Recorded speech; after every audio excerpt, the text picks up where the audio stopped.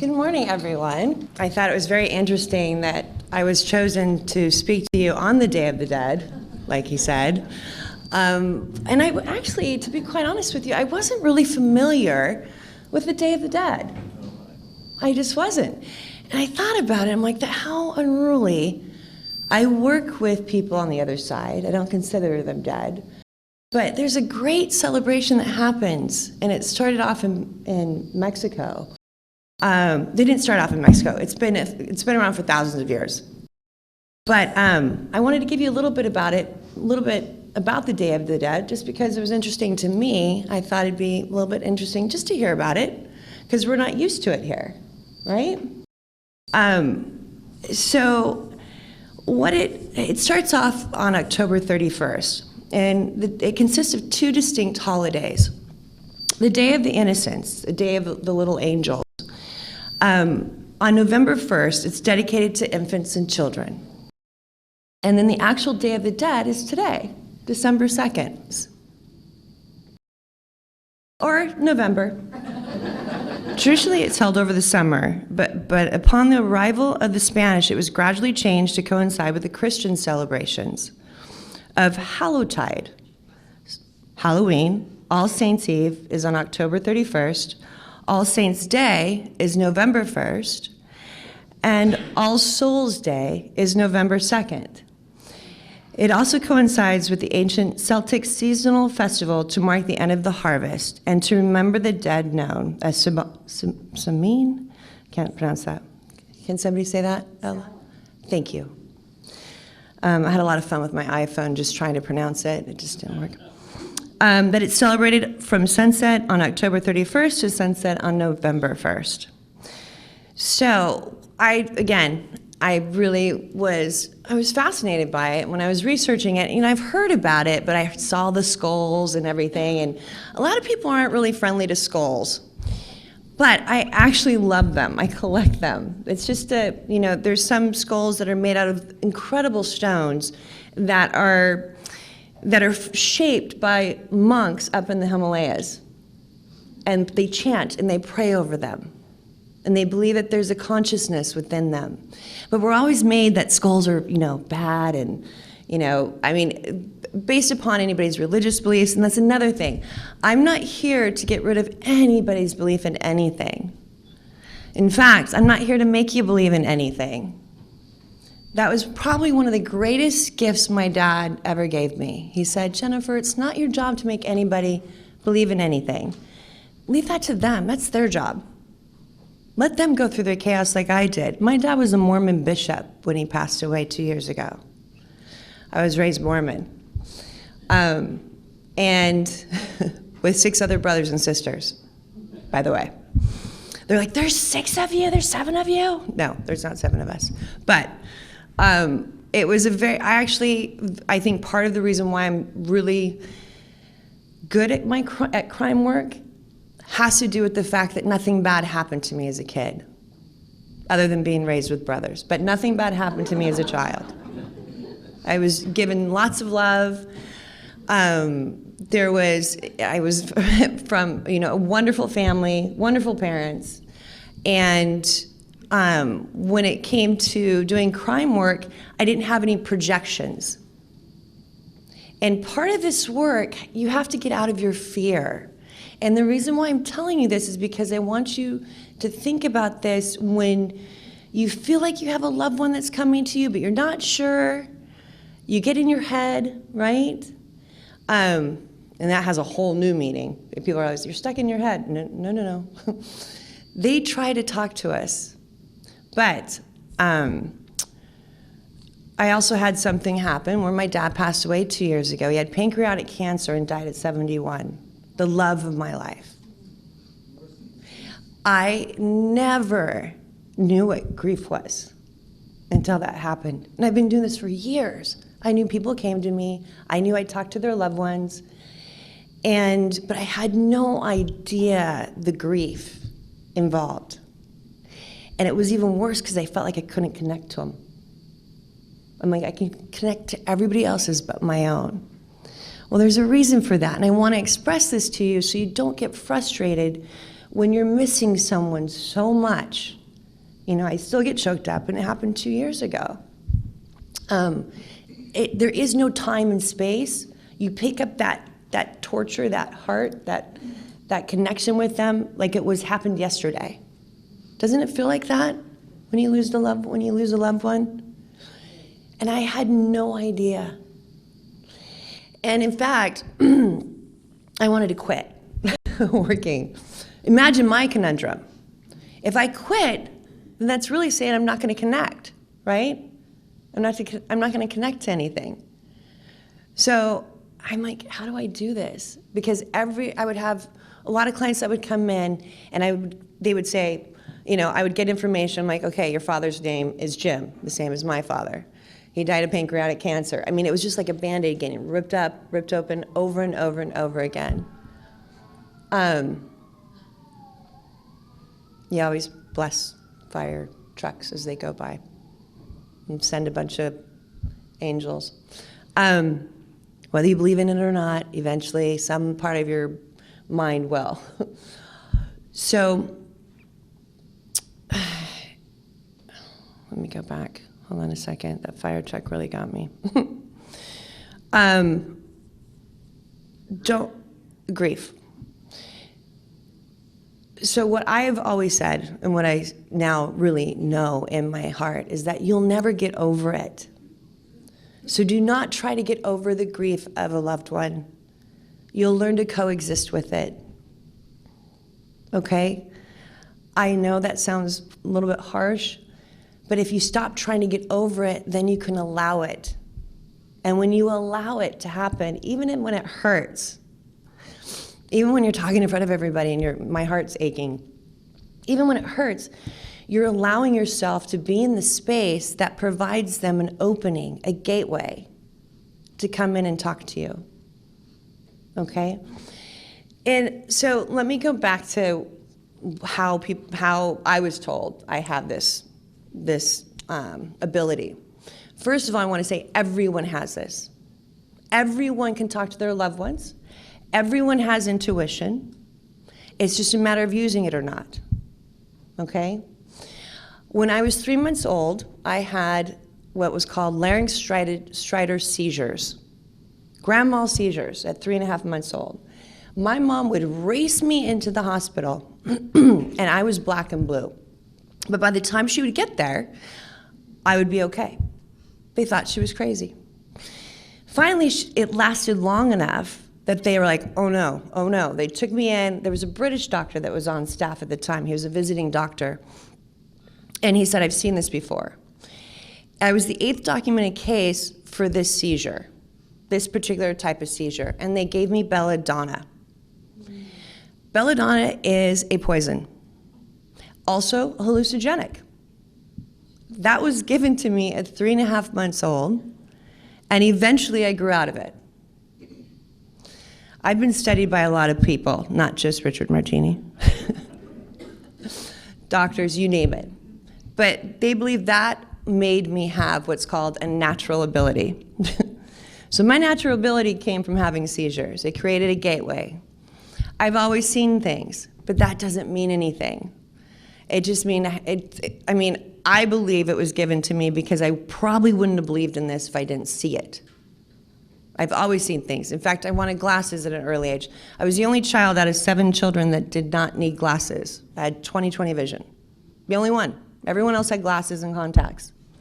But I kept seeing things move. I kept seeing faces. I had nothing because being raised in a religious family, there was no terminology for it. God's calling again.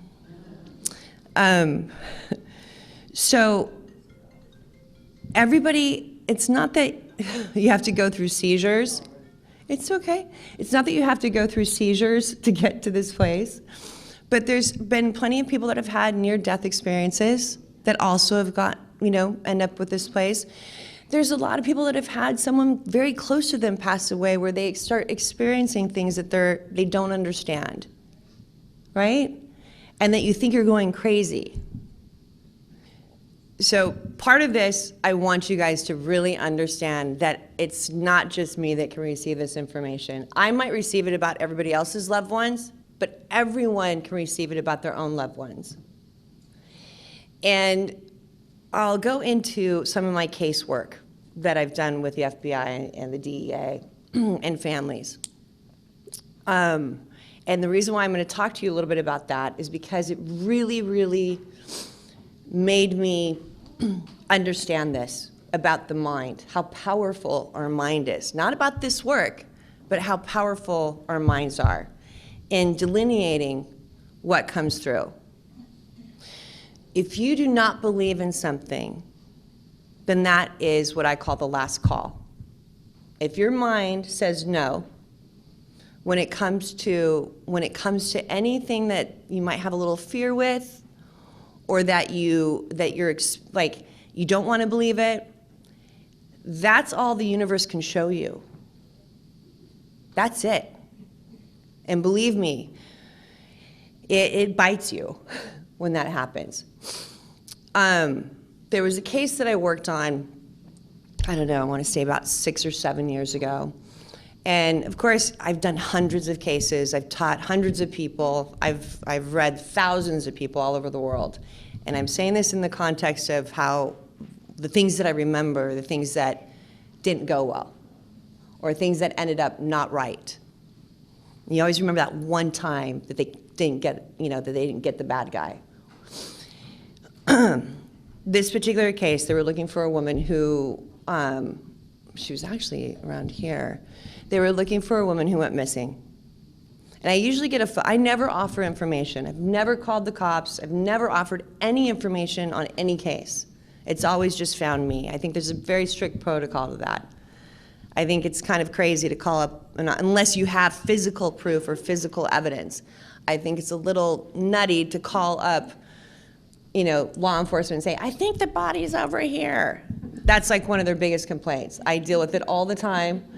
I have never once called and offered information, ever. That being said, I've never turned a case down either that's come to me. So with this particular case, I get a phone call and they're like, can we talk? We have 12 people here between the DEA, because whenever the DEA or the FBI is involved, there's a couple of things that are happening. It's either human trafficking, there's also drugs involved, and they probably already feel like they have a suspect, okay? But whenever I work on a case, I don't want any information. What I do need is the name of the person that they're looking for, whether they know that person is dead or not, because otherwise it takes me a different route. If I'm looking for somebody that, if the person's already deceased and they want to find the killer, or they want her remains. I'm sorry if this is, please just don't think anything bad or don't feel bad for this. I'm so used to it that I realize this can be heavy. It's not, don't think that way, okay? I forget when I gauge this. So I'm on the phone with them and I'm getting an airport, I'm getting a hangar. So there's a hangar, so when I say a hangar, I'm getting something white, which also looks like a shed, which is never something you want to see, right? And I'm doing this over the phone. They have me on speakerphone. And I'm telling them where I feel like she is. And I see an airport where there's one, like it's not a big airport because there's only one, runway, okay? And I told them, I kind of got the location, and they're like, Jennifer, there's 3 different airports within like a 5-mile radius that look the same. And I'm like, oh, okay. And they're like, can we send you maps? And I'm like, sure, send me maps. So they started sending me maps, and then I got what's called a brain freeze. It's too much information, and then it just goes away. So at the beginning of this, when I looked into it, when I was on the phone, I got something very graphic, which I'm not going to describe to you, and I said, no way, that didn't happen. That did not happen. And then it went away. So that night, when I got the information, it was a Wednesday night, I'll always remember this, and as I'm talking to them, I got something that walking is deadly. I'm like, hey, is the mother there? The mother of the daughter. And she's like, yes, I'm here. I'm like, don't you go out walking at night? And she goes, yes. And I'm like, don't do that tonight. Just don't have a good feeling. Like walking is deadly. Just don't do it. She's like, okay, all right, I can skip a night, right? That's how she was handling it. So we move on, and then that's what happened. They sent me pictures and graphs, and I said, we're gonna have to reconvene tomorrow morning. My brain, I felt like my cases were colliding, and I know better than to keep going. I just cut it off and start new. So the next morning I went to the beach. Water's a conductor. Ocean is the ocean or a lake or whatever you love, nature is, water's a conductor. And so I would go down to the beach and I got exactly what airport it was. I call up the FBI, we start talking in the morning, and the DA, and they're like, okay, we're gonna go to that airport. They went to the airport, and as I'm talking to them, I'm walking them through, I said, I have to go, and they're like, what? I'm like, I have carpool. I have to take my kids to school. I'll call you right back. There's a silence, and they just started laughing. They were just so because it got back to that intensity. Called them back, walked them through the airport. They're like, we figured it out. So it wasn't a hangar at the airport. I was looking at a view across the way so they went to go check it out. It also had a white shed. So I told them, get the paperwork in to go in there. They're like, you're not gonna believe this, Jennifer. Guess what street this is? Well, what street? They're like, it's Walking Street. Walking Street. And I just went, oh. Well, I went to a charity event that night, waiting by the phone. They called me up, and I'll never forget it. I said, Jennifer, she was definitely there. There's enough DNA to confirm it, but there's no body. But we have the man in custody. I was devastated because in my mind, I'm going, what if she was still alive the night before? What if, and I know that I don't have control over that, and I know that wasn't the case. So when I said to you in the beginning what I saw, that's exactly what happened to her. But I decided not to see it. I said, no, it was too graphic. But that's exactly what happened to her. I was shown exactly what happened to her. Now, would that made a difference? No, we were trying to find the perpetrator at this point. But we also wanted to find her. But we don't know where she is. So that being said, when you say something in your mind that you don't want to believe it, the universe has to work 10 times as hard to give you the same information in different ways.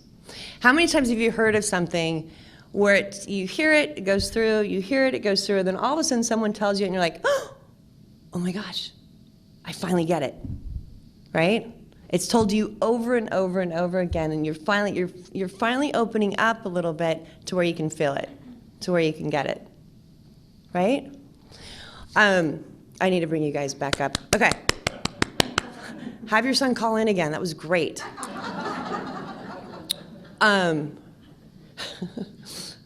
Believe me, I have my son in my own head too. Okay. I have a question for you. What is it that you would like to know about this work? I will take questions and maybe I can go into that a little bit. Yes? When I get an intuition or a message or something like this morning, I woke up with a song in my head and it doesn't make any sense to me. Okay. So how do I develop that into something that's meaningful? Very good question. That's a great question. Okay, so the signs that I get for cases and the signs that I get for people, okay, when you get a song that's playing in the background of your head, just write it down if you have nothing to connect it to just yet. It doesn't mean that the song isn't going to come up later and you go, oh my gosh, that was somebody's favorite song. Or oh my gosh, the word said I love you. Or that you're okay and that I'm with you. Listen to the lyrics of the song. And then ask the question in your head. So when I talk to spirit, I never say anything. I don't have to say anything out loud. I just have a conversation. They project thoughts. They give me pictures, images, feelings, okay, songs. I'll get in my car and a song will start playing and I'll just break down and cry because I know it's from my dad. When I hadn't played that song, it was on, random playlist. I haven't heard that song forever. And it's not even a song that my dad listened to, but I know it was connected to my dad by the words. Does that make sense?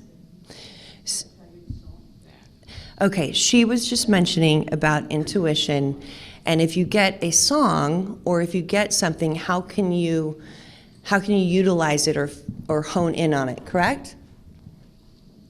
Yes.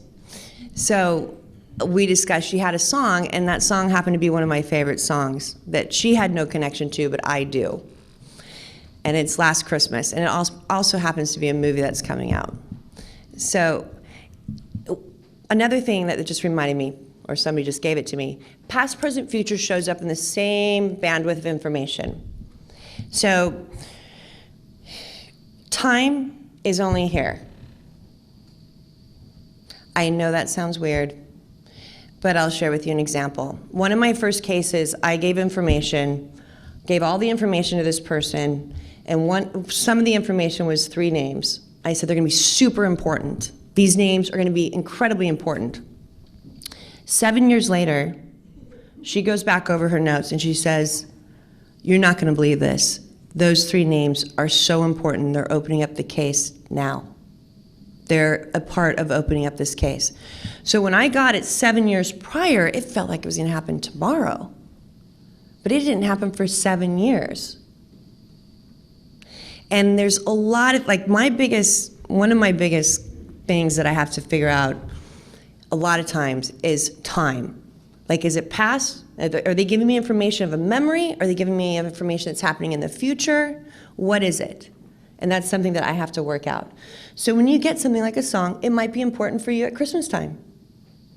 So it might happen later. You might be getting what's called a projection. How many people have had dreams where something's happened in their dream state and then it happens in real life? Right? Pay attention to those. That's being what's called precognition. Correct, Rich? He'll correct me. He's really good like that.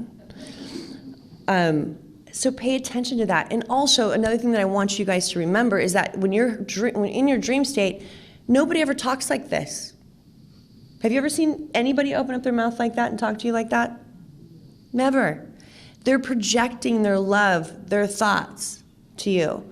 But what happens is if you're missing someone that's on the other side, they are trying to tell you that they love you and that they're okay, but you immediately go back to your own either subconscious memories of maybe not doing something right or feeling bad about their passing, or that you didn't do enough. And what that does is that blocks them. Because then your dream starts being bendy because your subconscious comes in. But the real thing is them being there, your loved ones being there. But just remember, if you can, be aware that they're not going to talk to you like this, that they're going to try to give you feelings of love. They're going to try to tell you it's okay. All right? That's a whole nother discussion. I can talk about dream states forever. I almost want to say who's next, but okay. I'll let her.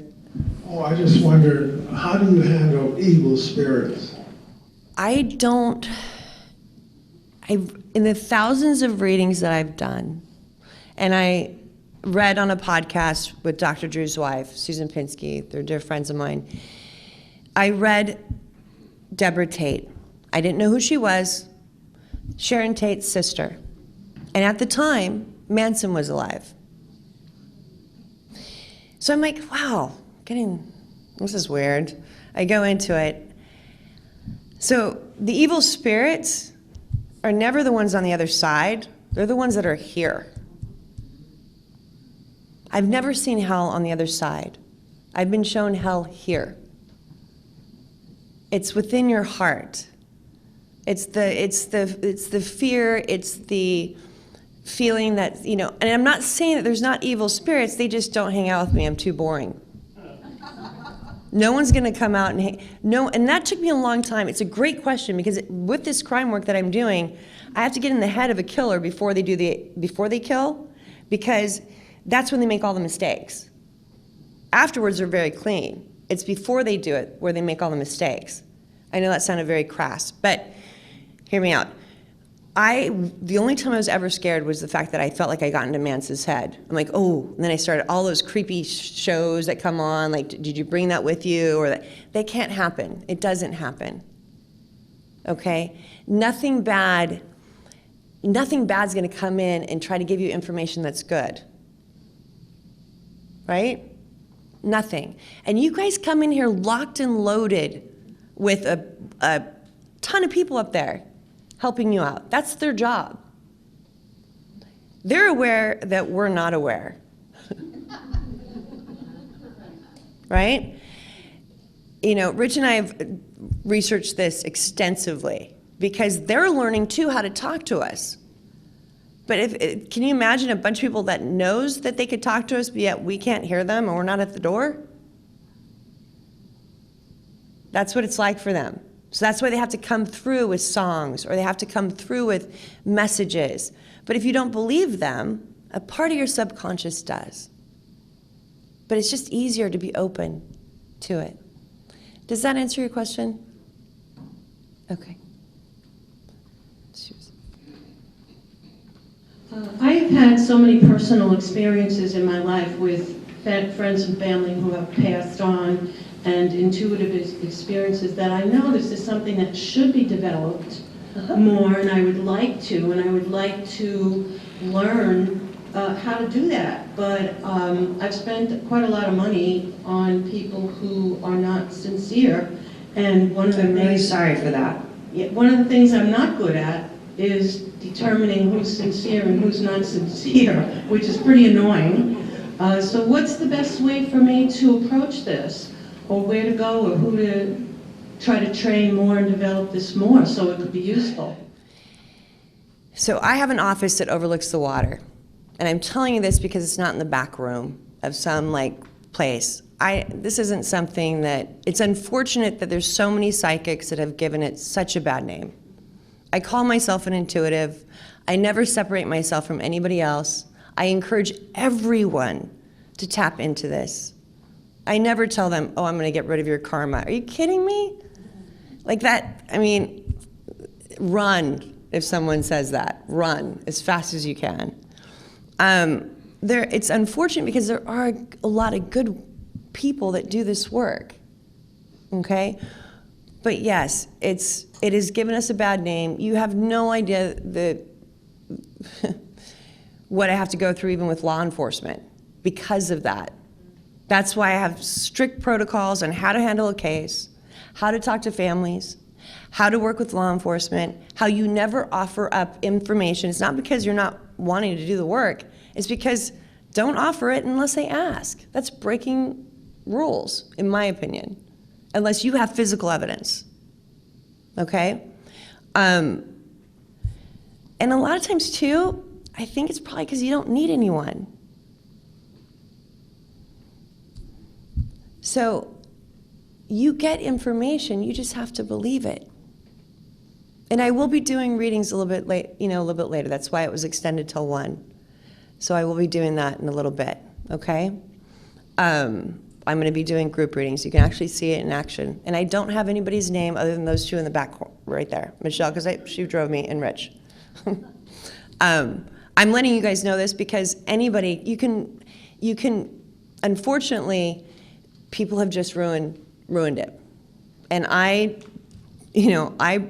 that's why it was so important for me to work with law enforcement. That's why it was so important for me to work with families and to give back that way, my pro bono work. It's because of the fact I want to make this a respectable, a respectable career, for one thing. I can't even call it a career. It's something I love to do. I love going to work. I'm so lucky and grateful I get to go to work every day. A lot of times if you don't get the right person, it's not you. It's just the universe saying that you already get the information. Okay? Does that make sense to you at all? Look online. My mentor, Lisa Williams, you can do it online, do some of her courses. I'd recommend that for everyone. What was the name again? Lisa Williams. She's a British girl. We were at her wedding recently. Very good friend of ours. Love her. Merv Griffin actually found her. Yes. Without trying to define success, what portion of the cases that you've taken on do you feel you've been successful? Great question. Great question. So I do not solve cases. I don't. I give information that they have to go make evidential. It takes a team. I'm not out there digging up a body. I might be out there with someone that is, but I'm not out there doing the work that way. It takes a whole team, a whole group of people to really make a case. And a lot of things, even if I did solve a case, it might not be solved for another 10 years because they have to go through all these different protocols. So the success rate, I give information that helps every case. That's what I believe is a success rate. Whether I don't solve the cases, whether the case gets solved, that's all up to law enforcement. I can tell you a couple of the cases I worked with for the FBI.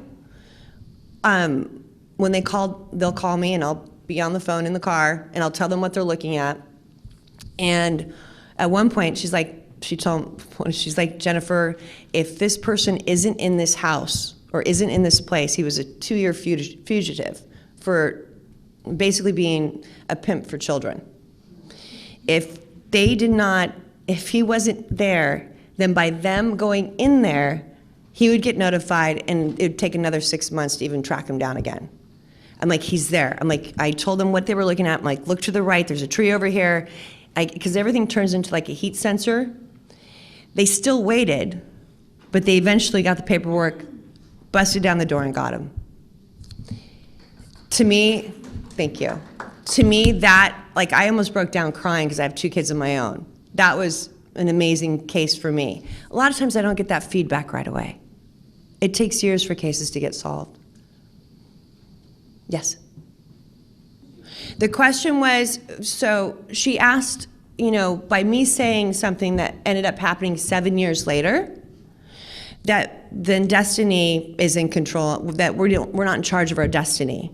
And I told her I was sorry. That is not how I wanted to convey that information like that. I'm just saying that time is elusive. That was my point with that. No, we are meant to change our outcomes. We are meant to change who we are.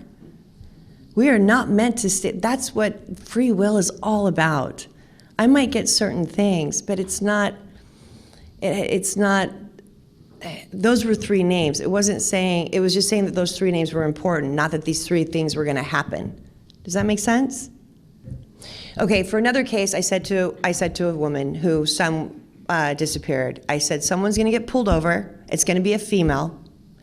It's not gonna happen for a couple years though, but she will give the information that will get her out of jail. And it happened 2 years later. There's still free will in there, but that did happen. I can't tell you how it works, but we're meant to change our outcomes. Nobody is stuck in who they are, ever. Ever, okay? Yes? If reincarnation is real, when we die, let's say our spirits can move on and be reincarnated, how does that reincarnated person end up talking from their former life and communicating with people? It's a great question. It's not real. I'm totally kidding. Okay. Reincarnation. Great question, something that I researched forever with. So if somebody passes away, your loved one passes away, and they decide to reincarnate, how do they talk to us still? Right? So if you take the ocean, I'll give this example. Let's pretend the ocean is the soul, and each wave is a different person of the ocean. That's who we are.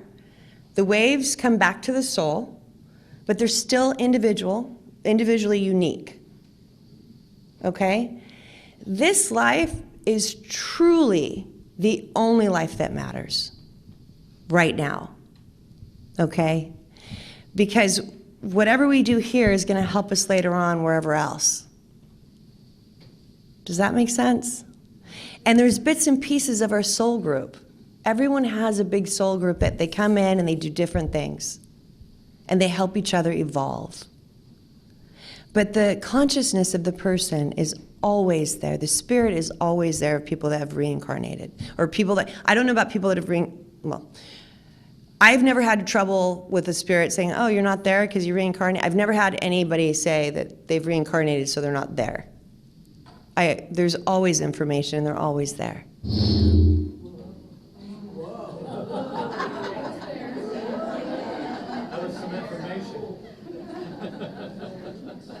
That was awesome.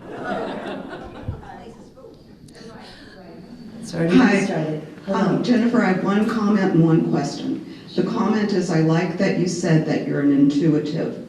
Yes. I see a lady in Tustin, and she will not be called psychic. She says she's an intuitive. Yes. And she sees you in her house, not in the storefront psychic places.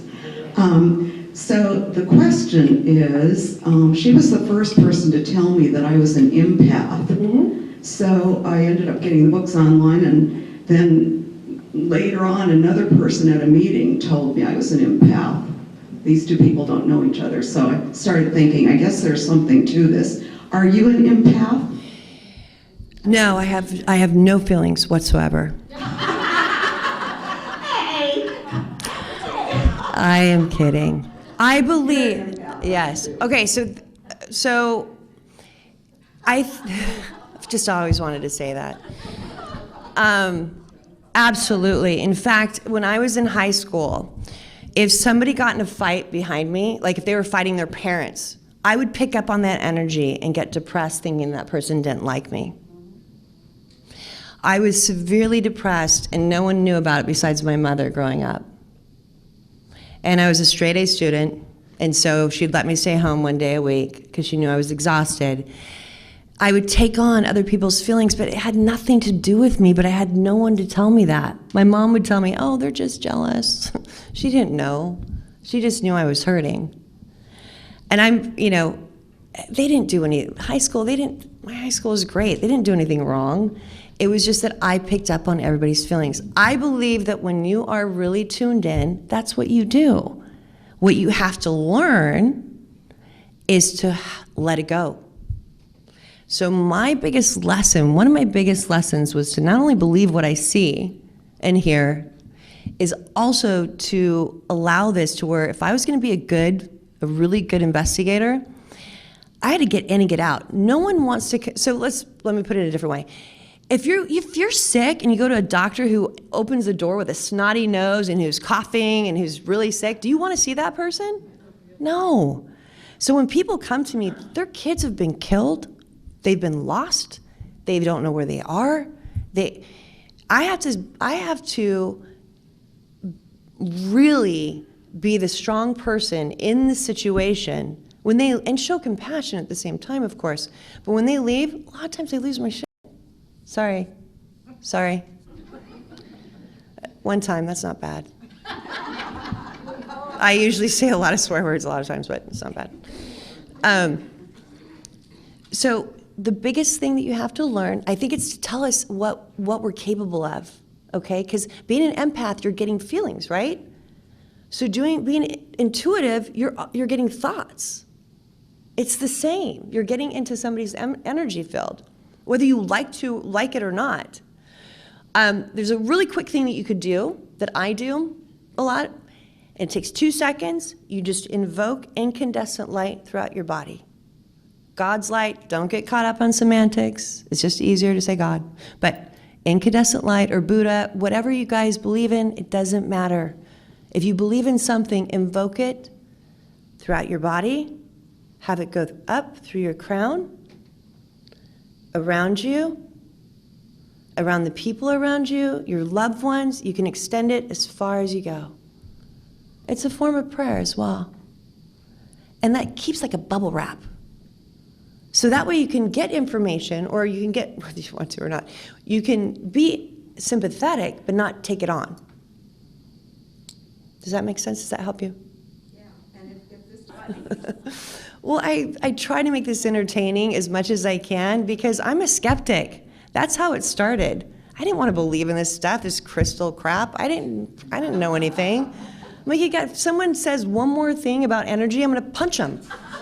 I couldn't stand it. And it's so funny, the things that you resist the most eventually just take you down, right? And I went in, so I share an office with one of the top psychiatrists in LA. Kid you not. I still wanted to put like a shiny light outside. I'm gonna do that April Fool's Day. We've been sharing an office now for like 7 years. And it's something that, between all the energy that's there, it builds up in a good way. It's not a bad thing. It's in your mind that gets cluttered. It's not your outside. Does that make sense? You can sage a place with your mind. You don't even need sage. But if you don't believe it, then go buy some sage. Okay. So I have an absolute belief in all of this. It's actually more than a belief, it's a knowing. There's no question in my mind. But one question I do have about it is, are there such thing as, and there was even a television show created about this by, I believe, James von Prague, but it was I know Ghost James. Whisperer. Yes. Earthbound Spirits, is there any such a thing, or do they all go where they're supposed to go? That is a great question. So Earthbound Spirits, where is it that are there Earthbound Spirits? I have to say to you, I really have not seen an Earthbound Spirit. I just haven't. But I've seen them come back in, and like if I go to a museum, I can see people coming in that were those people. It's kind of creepy. But does that mean they're earthbound? No. I think what happens when someone passes away is that they have a couple days to hang around before they go. I think that's it. I also think that when someone dies tragically, they might stay a little bit longer because they can't figure it out. But everyone goes to heaven, but they go in different places. So, and I'll give you an idea. Well, it's a whole different, how do I?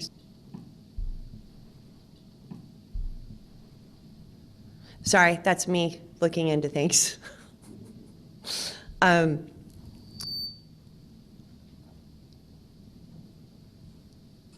Okay. They go where their energy is. They go where their loved ones are. Okay, so it's not, there's different stages. They all go to a place called heaven. I've never seen a very upset spirit over there. I just haven't. There's a knowing once you get there about the reasons why certain things happen to you here on earth, who's involved, what they're doing. Everybody's, I don't know if you see your life passing in front of, like when you pass away, you see all the good, the bad, the ugly, and the great things that you've done when you pass away, okay? And you're not passing away, they hate that term. You're stepping into a different room, that's all you're doing. The veil is very thin, you guys. How many people hear buzzing between the hours of 11 and 4 a.m.? Like a higher buzzing noise, right?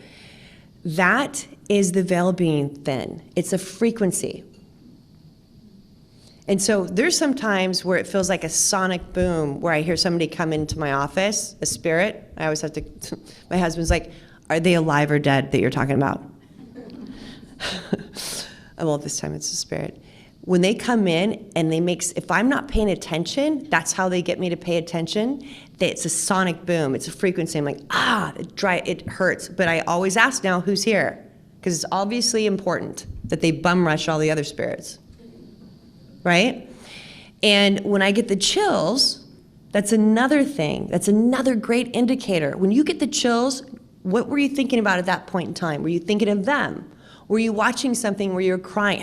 You get chills at the movies when you see something great happening, or you listen to music, right? You get the chills. Ask who's there, and they'll give you, it's first thought. And again, don't judge it. Thank you, Rich Martini. Do not judge it. Because if you judge it, it's gone.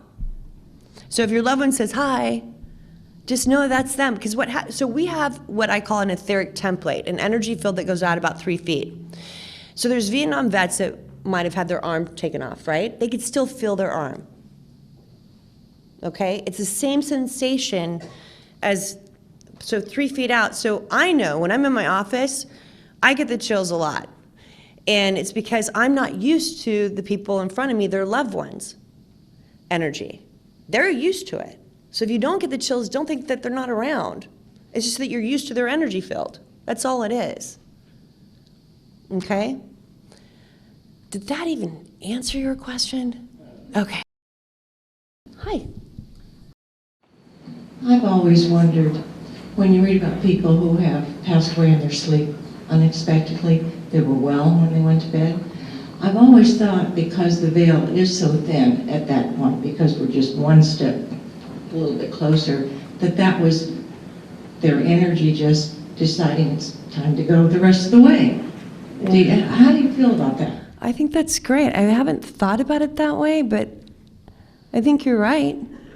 I think people that choose to leave when no one, like there's so many people that I know of, including your mom, Michelle, who passed away recently, they wait for everybody to leave before they leave. Do not feel bad that you weren't there, or you went for a bathroom break, or whatever it is. Do not feel bad. They always tend to leave when no one's around. And it's just something they do.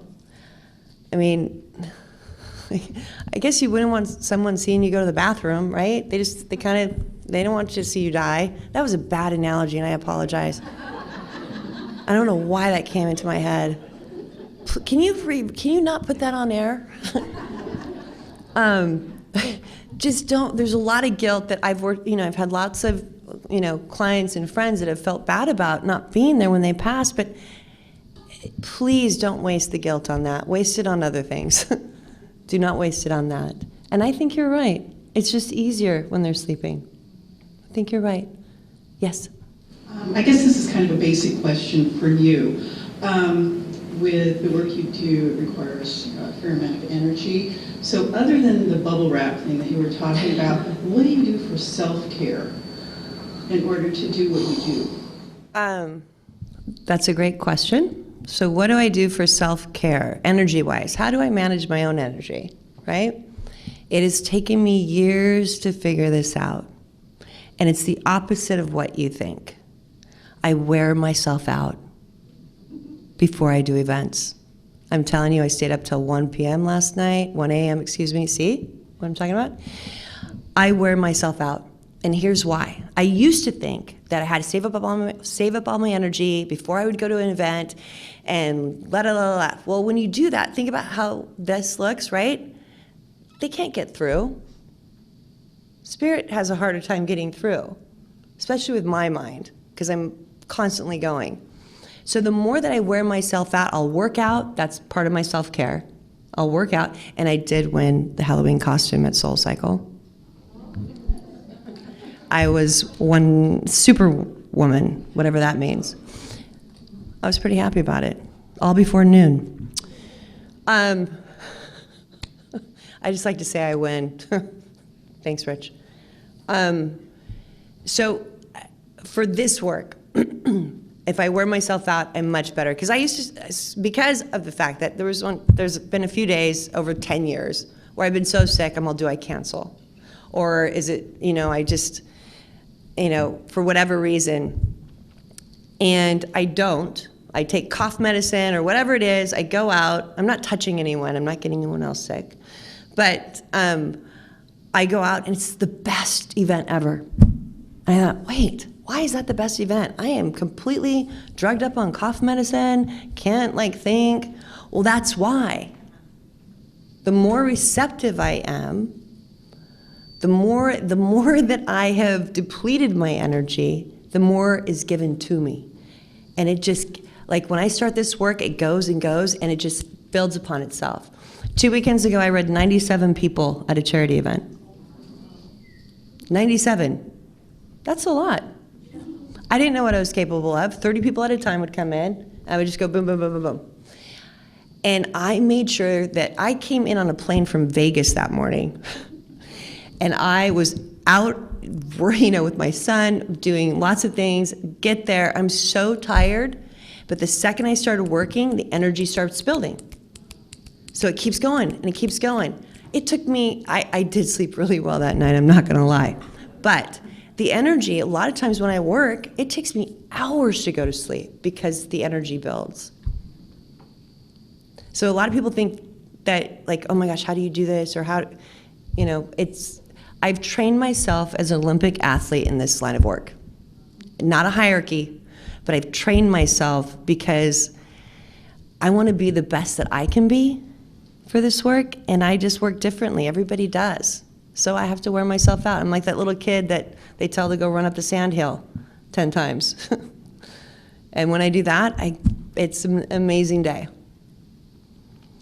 I know that didn't really answer your question. Not probably the way you wanted it, but right. Everyone's different. In the beginning, you need your energy. You do, until you understand it. And then you can work out what works for you. Okay? Hello, darling. Hi. I have seen older people more than once fade, long, prolonged illness and death. And they seem to fade a little at a time, a little at a time, a little at a time. I mean, over months, maybe even over a year. And they have their mind, but their physical functions diminish and diminish and diminish. And I was just wondering, does your spirit, can it happen that your spirit leaves you a little at a time, a little at a time, and then finally just you have nothing but a wisp of energy left, and then you finally die? Does that happen like the body? I think that a lot. Okay, so your question was, does your spirit leave your body a little bit at a time? In some cases. I think our spirits leave our bodies every time we sleep. Our spirits leave our bodies a lot. But when you're sick, what I have learned is that, so when a spirit comes to me and I'm reading somebody and they were sick, they always show me that they're watching their loved ones talk to them from an aerial view. That they were hovering over their bodies. They were tied to their bodies, but they weren't necessarily in their bodies. Does that make sense? And so it is something that, when people are sick or they've had, it usually has to do with their loved ones not ready to let them go either.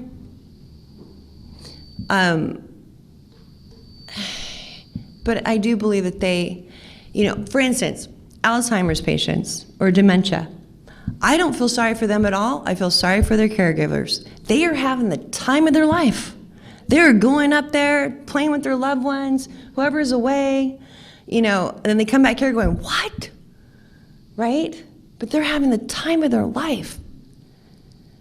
I know that sounds, because you don't see it when they're here. You see the pain and the agony. But they really, truly are having a wonderful experience before they leave for good. Just so you know. I do feel sorry for the caregivers that have to take care of them. That's just what I have seen. It doesn't mean it's everybody else's belief. Okay? Yes? I think I heard you say that you don't give out information unless you're asked. Is that right? Correct. Okay. So, stuff happens all the time. Right. I imagine it's coming in, and you're like, well, nobody's asked me about that. So there was a particular couple that I think disappeared in the desert recently, and they were recently found. Yes. So that's an example. If that comes through, are other people they've been asked, other people have been asked? We get asked, because of how long I have done this work, so back to the question about okay, I'll start off from here. I never turn this off. I never turn my gift off. I never turn it off. I just don't go around reading everyone. Unless it's my children. But with for instance, the couple that we were told about that case. Okay, so we get told about a lot of cases. We get contacted constantly with cases all over. I just won't call up if I don't have a connection to the parents or to, I don't even watch the news because a lot of times my cases are on the news. I don't want to because the news has a whole different way it looks at the case. I don't want to know anything because it will hinder everything that comes through. It just does. You were talking, and you said when you see people or feel people, that there's not this. Correct. But I've had what you experience also, and I get faces that I don't recognize at all. So you see spirit. And they're trying to tell me things, and then it's like they get frustrated, and they'll come here, and I can see that mouth moving, and I'm telling them, I'd like to help, but I don't know what you're trying to tell me. Okay. How do you then communicate with? Okay, so when I go to bed at night, for instance, I see the whole room is packed. Okay, faces, but the whole room is packed. And it's like a bluish tint, okay? When it gets closer to the dimension, it dissipates, like their faces dissipate. It can be really scary for a child, by the way. But they're all up there. If I put my hand up, I can't even see my hand. That's the physical aspect from seeing. Now, when you talk about, do you see them through your mind's eye or do you see them physically? And it doesn't matter either way, because here's why. Everybody that's in my room, I might not have anything to do with. They might be there because I have a reading the next day. I don't talk to them because otherwise I'll never sleep. Hi. My granddaughter had viral meningitis at 33 days old and was in the hospital. We didn't know whether she was going to live or die. And she survived it, thank God. And anyway, she seems to have certain abilities, but she doesn't like it. Like she could always find something. You know, we lose something, she'll know where it is. But she also, something else that hasn't happened, she's very much afraid of this figure that I was at the house one day and I told her to draw it. And it turned out as the Hat Man, the black, with Yes, the black it's very hat. common, yes. Yeah, I went online, I thought, oh my God, I thought she made it up, but no. It's a real thing. I don't, it's not a good thing, is it? And then she also saw him. He doesn't come into her room, he stands in the doorway. And I told her, that's good, you're safe in your room, and she sleeps with the light on. The first thing that I got was it's a great-great-grandfather. It's not the image that's put on the internet of the gray men or whatever that's called. I'm getting it somebody that's actually connected to her. So she's actually physically seeing someone that was connected to her from a while ago. It's not an evil thing? No, no. She saw him also one time, and I had her draw it, because she said he arrived with a woman, all in white, and then she didn't know what a veil was, so I had her draw it.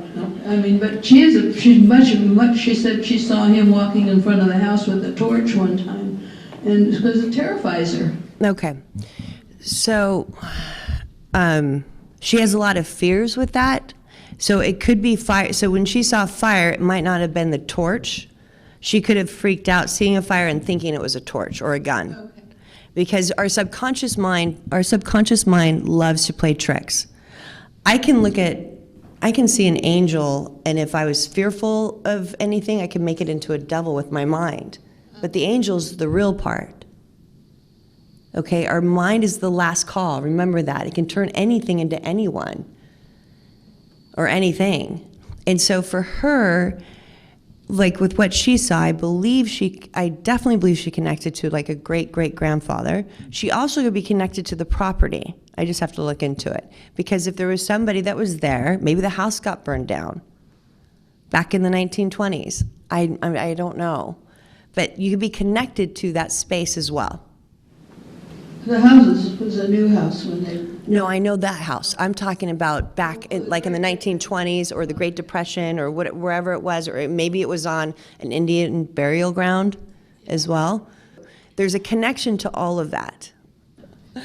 It's a great question, though. Yes? Can you explain the Ouija board? Okay, the Ouija board I have never played. It's just, but it is a divination tool that's been used as something really bad and wrong with everybody else.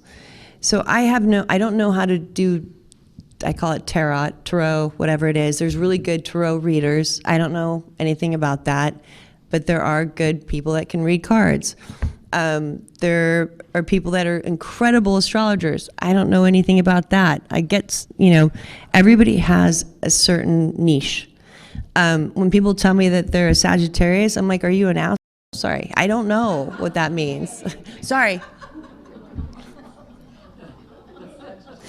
It had to do with an ex-boyfriend. Sorry. 30 years ago. I'm like, oh.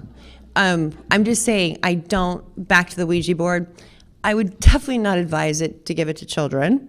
I would definitely not do it if you have any fear with it. It's something that's been, it's been around for a very long time, but unfortunately it's been made into this witchcraft device. And, like I said, I've never used it, so I don't know anything about it, really. Yes. You mentioned that people have, everyone has an ability or a niche. Absolutely. Can you tell by just talking with someone where their Niches? Yes, I can. I can help them. I'm never going to tell someone what they have to do. Believe me, I can't tell you how many people want to know if they should get a divorce. I'm like, if you're asking me that question, you already have your answer. I can give you advice and give you what I see, but I will never tell you when you're going to die, because back to having free will, it's not set in stone. And like I said, for divorces and relationships. But yes, I can help you and give you what I see you being really good at. Okay? All right. Thank you.